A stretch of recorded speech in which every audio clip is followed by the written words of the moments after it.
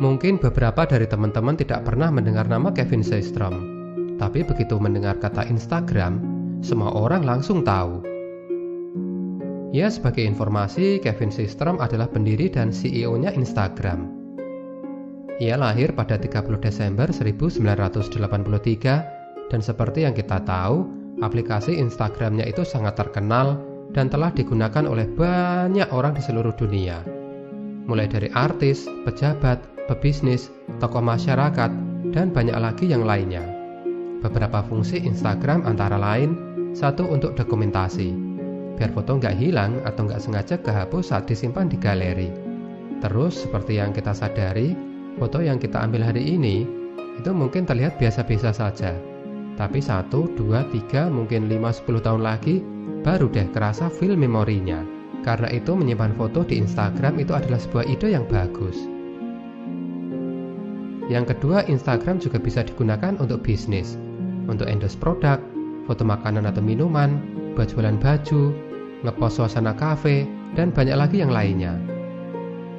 Yang ketiga, terus ada juga yang menggunakan Instagram sebagai ajang pamer, mobil keren, jam mahal, perhiasan, pacar cantik. Bagi mereka yang memiliki pasangan, Instagram dijadikan foto album kemesraan. Sementara bagi jomblo, Instagram digunakan untuk memandang gadis pujaan hati yang diidam-idamkan, tetapi untuk memandangnya secara langsung membuat gemetaran tidak karuan. Aku pernah ngobrol sama temanku yang habis putus. Dia pakai Instagram buat pamer foto keceriaan hidupnya ke mantan pacarnya, seolah foto-fotonya itu bicara, "Ini loh, aku tanpa kamu baik-baik saja, bisa tetap happy." Kalau kamu pakai Instagram untuk apa? Tulis di kolom komentar ya, bagikan ceritamu. Kevin Systrom meluncurkan Instagram pada tanggal 6 Oktober tahun 2010. Ia lahir di Massachusetts dan adalah lulusan dari Universitas Stanford. Ibunya adalah seorang marketing eksekutif di Zipcar, sebuah layanan sewa mobil dari pengguna berbasis online. Ya, seperti Gojek gitu loh, tapi produknya ini adalah sewa mobil. Sementara ayahnya adalah wakil presiden di perusahaan TGX. Kevin diperkenalkan pertama kali pada dunia pemrograman komputer saat ia masih bersekolah di Middlesex.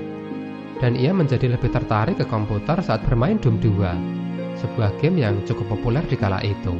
Kevin sangat menyukai game itu, sampai-sampai ia bisa menciptakan program untuk levelnya sendiri. Kecintaan Kevin pada teknologi ditanamkan oleh ibunya, karena ibunya meyakini di masa depan orang akan lebih sering berhubungan dengan teknologi daripada generasinya di saat itu. Tapi pekerjaan Kevin yang pertama justru jauh dari teknologi. Saat masih SMA, Kevin terobsesi menjadi disc jockey. Ia bahkan sampai melamar pekerjaan di Boston Beat, sebuah studio rekaman tua, agar dapat bekerja di sana. Tapi ia segera tahu bahwa hobinya itu tidak bisa ia teruskan. Ketika tiba saatnya ia masuk ke perguruan tinggi, ia harus realistis. Ia mantap memilih Universitas Stanford karena jurusan teknologi terbaik dan paling maju itu ada di sana. Tetapi meskipun di awal kuliah Kevin memilih jurusan ilmu komputer, tetapi pada perjalanannya ia pindah ke jurusan manajemen sains dan program teknik karena lebih praktis dan ia merasa lebih cocok di sana. Saat ada pemilihan 12 siswa untuk berpartisipasi dalam program Mayfield Fellows yang sangat bergengsi di Universitas Stanford, Kevin terpilih menjadi salah satunya. Dan dari sanalah ia berkenalan dan belajar dunia startup, yaitu perusahaan rintisan yang bergerak dalam hal teknologi dan internet. Setahun kemudian, setelah lulus kuliah tahun 2006, Kevin bergabung dengan Google dan bekerja di sana selama 3 tahun.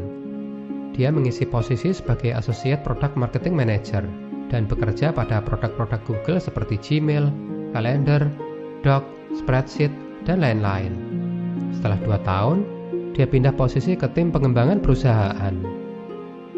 Pada Januari 2009, Kevin bergabung dengan perusahaan baru bernama Nextstop.com sebagai manajer produk mereka. Perusahaan itu bergerak di dunia traveling dan didirikan oleh mantan pegawai Google. Nah, disitulah Kevin mendapat pekerjaan yang selalu ia inginkan, yaitu membuat kode pemrograman dan aplikasi.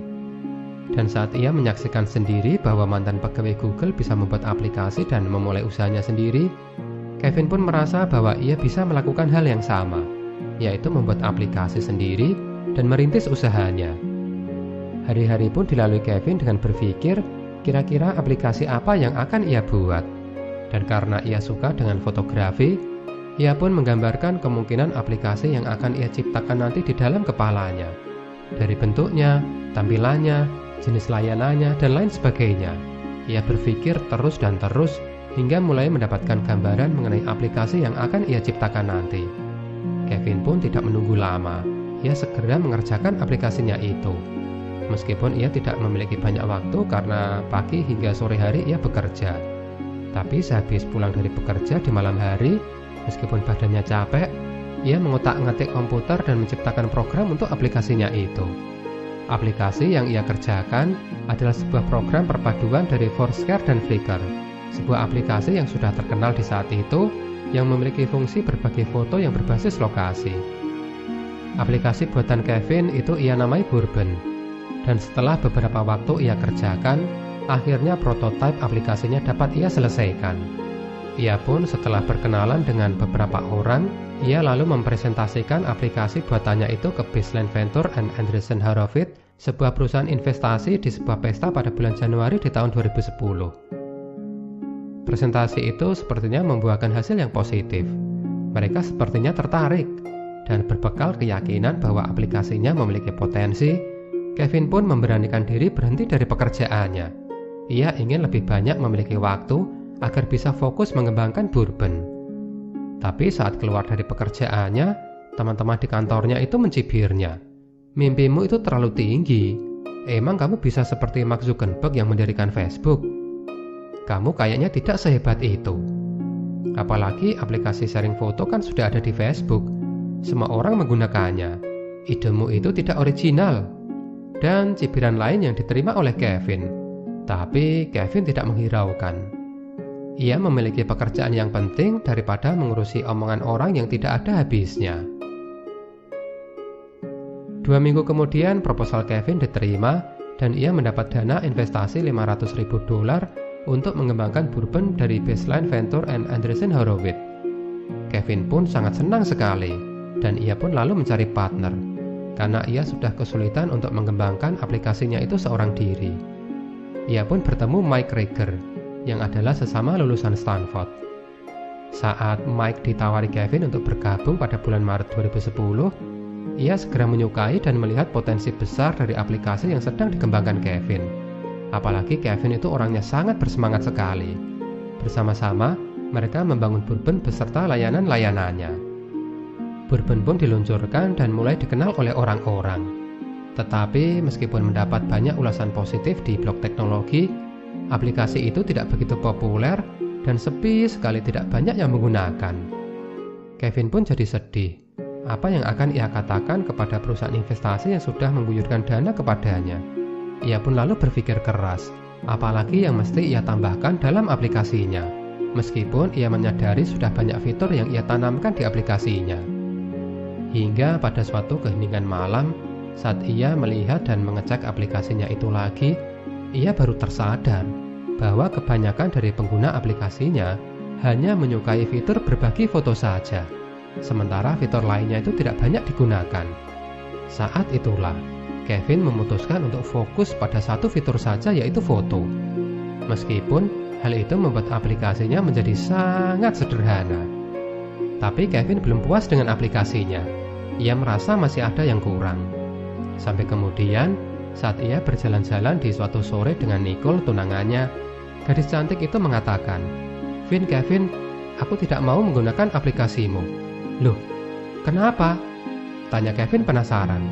"Karena fotoku terlihat jelek," ungkap Nicole. Kevin kaget dan sebenarnya ia jengkel. Ini pacar kok malah tidak mendukung sih? Padahal aku sudah capek membuat aplikasi ini. Malah dicibir. Mbok dipuji kek. Sangat tidak menghargai sekali. Tapi Kevin berpikir positif. Tunangannya itu tentu saja mengatakan hal yang sejujurnya, apa adanya. Dan pasti orang akan malas kan berbagi foto yang apa adanya dan tidak terlihat bagus. Wanita itu kan selalu ingin terlihat cantik. Kevin pun merenung. Ingin ia meminta tunangannya untuk dandan dulu sebelum foto, atau pergi ke studio kek, sehingga foto akan tampak lebih dramatis, lebih indah gitu. Tapi ya, itu akan sangat merepotkan. Masa mau foto untuk diupload di aplikasi mesti dandan dulu? Kalau fotonya sesekali sih nggak apa-apa. Kalau sering-sering kan tentu saja itu sangat merepotkan. Akhirnya setelah berpikir lama, Kevin pun menemukan ide, yaitu filter. Filter yang akan membuat foto tampak bagus dalam sekejap. Tidak perlu ke studio. Orang foto nggak perlu make up, udah langsung cantik manis berseri-seri. Yang hitam pengen kelihatan putih bisa, yang putih pengen kelihatan hitam juga bisa. Bahkan bisa juga kelihatan merah, kuning, dan hijau. Ya kayak lampu bangjo, lampu lalu lintas itu loh. Maka Kevin pun membongkar ulang aplikasinya. Ia ingin fokus di foto beserta tambahannya. Ia juga ingin membuat kebijakan bahwa aplikasinya itu hanya bisa digunakan di iPhone. Kebetulan iPhone 4 baru saja diluncurkan, dan ponsel itu memiliki kamera built-in yang cukup bagus, sehingga foto yang diambil tentu saja akan tampak lebih indah. Saat orang selfie terlihat bagus, lalu dibagi dan orang itu mendapat pujian, tentu saja itu akan berimbas pada meningkatnya nilai aplikasi yang Kevin ciptakan di mata pengguna. Kevin dan Mike sangat yakin, aplikasi yang hanya fokus di layanan foto tersebut akan diterima oleh pengguna. Saking yakinnya, mereka mengerjakan perbaikan aplikasi itu secara agresif selama 8 minggu berturut-turut. Tidak ada liburnya, mengubah kode, menyempurnakan desain visual, dan menyederhanakan Bourbon agar lebih simpel dan gampang digunakan. Malah gara-gara perubahan total itu, nama Bourbon diganti menjadi Instagram. Kata Insta berasal dari kata instan, seperti kamera Polaroid yang pada masanya lebih dikenal dengan sebutan foto instan. Sedangkan untuk kata gram berasal dari kata telegram, yang cara kerjanya untuk mengirimkan informasi kepada orang lain dengan cepat. Sama halnya dengan Instagram yang dapat mengunggah foto dengan menggunakan jaringan internet, sehingga informasi yang ingin disampaikan dapat diterima dengan cepat. Akhirnya pada malam 6 Oktober 2010, Kevin dan Mike menekan tombol peluncuran aplikasi Instagram. Segera setelah waktu peluncuran, banyak berita dan liputan tentang aplikasi baru itu. Dan hanya dalam kurun waktu 2 jam, saking banyaknya pengguna yang hendak mengunduh, server Instagram itu sampai down. Lebih dari 25.000 orang telah terdaftar di Instagram dalam 24 jam pertama. Dan selanjutnya, lebih banyak lagi orang yang menggunakan. Bahkan 2 tahun kemudian di tahun 2012, Mark Zuckerberg, pendiri Facebook, membeli Instagram sebesar $1 miliar, yang membuat Kevin dan Mike menjadi sangat kaya. Instagram sekarang telah dipakai oleh banyak orang di seluruh dunia, dan hampir semua ponsel Android dan iOS itu menggunakan aplikasi itu. Teman-teman Kevin yang dulu mencibir, kini balik memuji dan menggunakan Instagram. Tunangan Kevin juga sudah mau menggunakan Instagram.